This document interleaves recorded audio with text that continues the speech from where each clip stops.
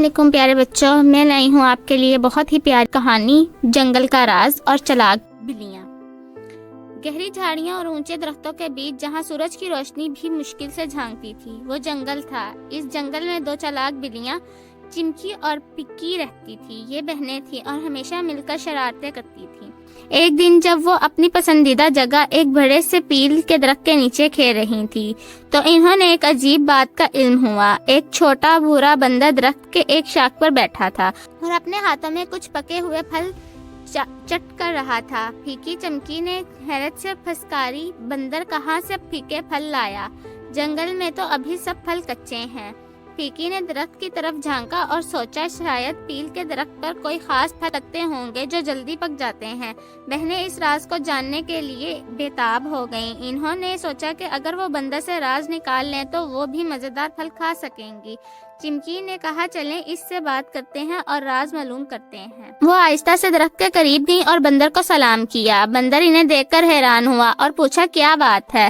چمکی نے مسکرا کر کہا ہم نے دیکھا آپ کے پاس مزیدار پھل ہیں، ہم بھی کچھ کھانا پسند کریں گی، کیا آپ ہمیں بتائیں گے یہ پھل آپ کو کہاں سے ملے؟ بندر جو ایک سیدھا سادہ سا تھا ان کی چلاک چال کو سمجھ نہ سکا۔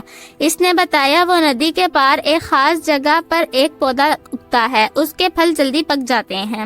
خوش ہو کر بلیاں بندر کا شکریہ ادا کر کے ندی کی طرف دوڑ پڑیں۔ راستے میں انہیں بہت سی مشکلات کا سامنا کرنا پڑا۔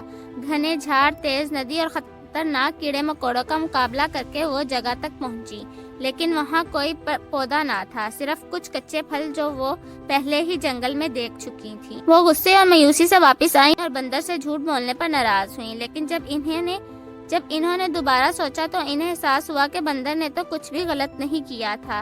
پھیکی نے کہا ہماری غلطی تھی کہ ہم نے فوری فائدے کے لیے ایک سیدھے سادے بندر کو دھوکہ دینے کی کوشش کی۔ چمکی نے اس کی بات کاٹ کر کہا ہمیں یہ سمجھنا چاہیے تھا کہ جنگل کا اپنا ہی توازن ہے اور ہر موسم میں الگ الگ پھل لگتے ہیں۔